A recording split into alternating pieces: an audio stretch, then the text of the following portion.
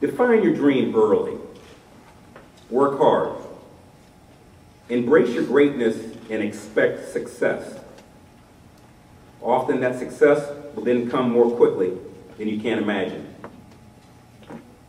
I recognize that all of you have already been through a commencement speech in the past month or so, and any commencement speaker worth his or her weight in salt has already instructed you on Dr. Seuss's "Oh, the Places You Will Go," or simply encouraged you to believe in yourself and to achieve. That is all great, but I don't wish to be too redundant or long-winded, so I won't. But allow me to just briefly share something that has served me fairly well, even as I continue my own never-ending search for the fulfillment of purpose. And that is this: choose a mentor. Choose your mentor. It's nice to be chosen by someone who wants to take you under his or her wings and show you the way of the world. That's what parents are primarily for, and they will remain with you. But as you go off to college, find someone else, a professor, a grad student, a summer employer, anyone who is living their lives in a very orchestrated, defined, and disciplined fashion, the way you would like to live yours. Find someone who has a clearly articulated worldview and a passion for success that mirrors your own, and latch on. Find someone who knows how to think. This will serve you tremendously well in your continuing quest to achieve greatness.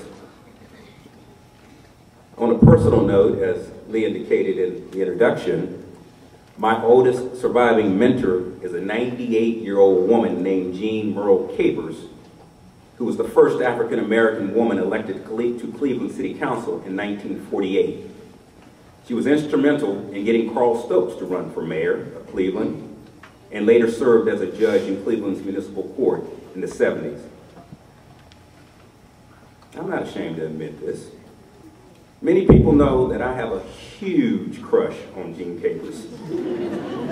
Yeah, it's unreal. I have a crush on a 100-year-old woman.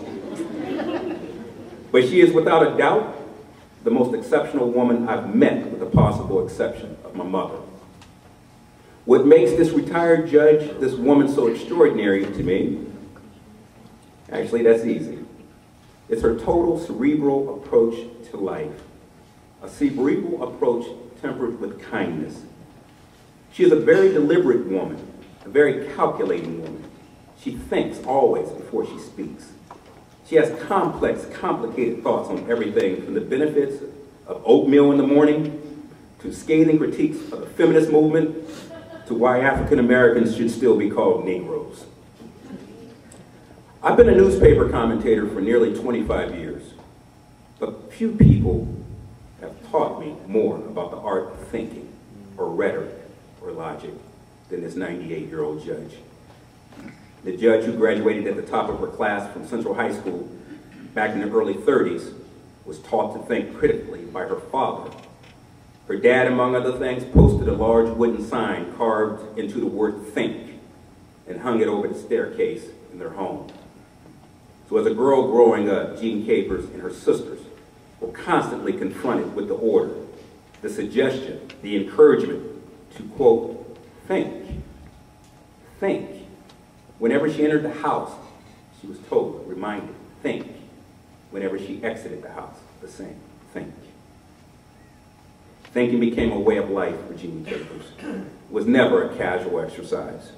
It was the point of life. Thinking allowed her to find the courage and ambition to unlock her enormous greatness. I've borrowed that mantra, and I encourage you recent graduates to do the same.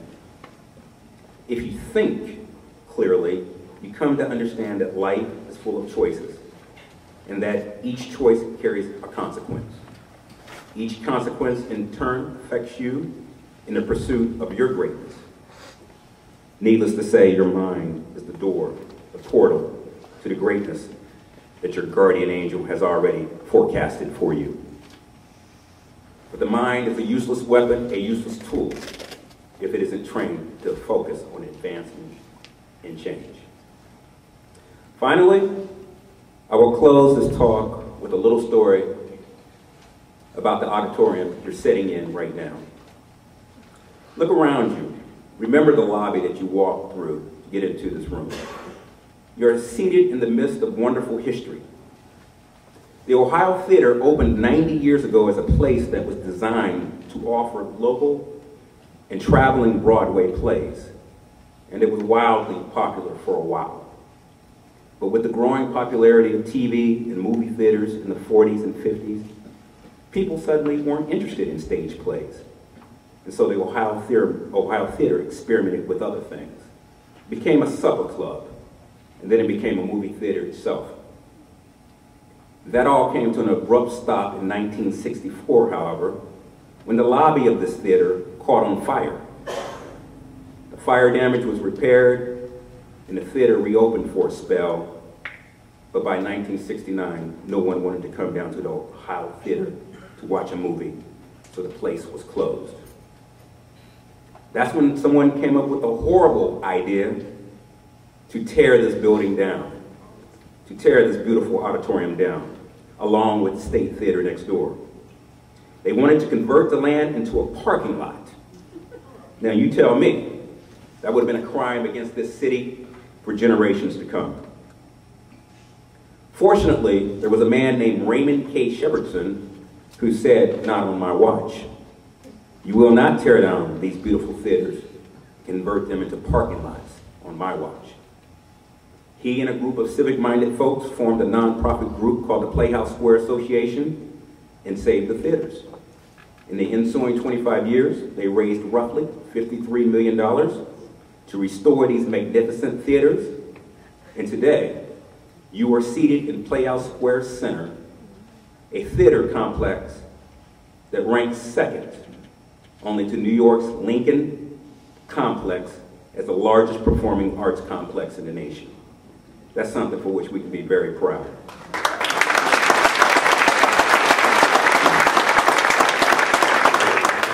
We are here today because someone thought enough of greatness.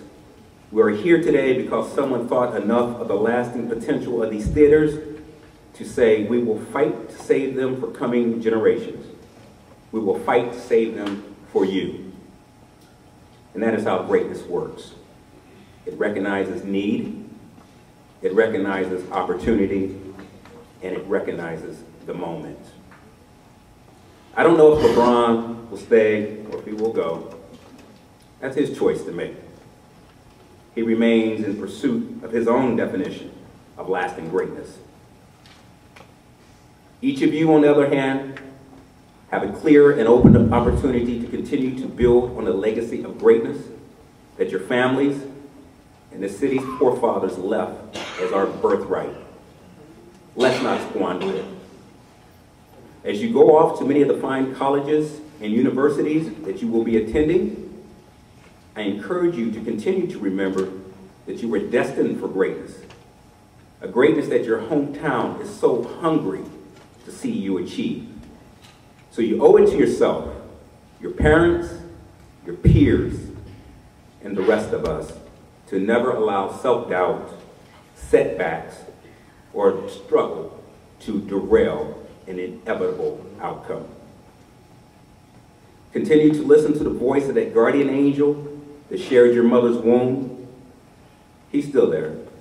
He's still pointing you in the right direction, if only you listen. I appreciate the privilege of speaking with you this evening, and I eagerly anticipate the multiple successes that will soon manifest themselves from this room. Thank you.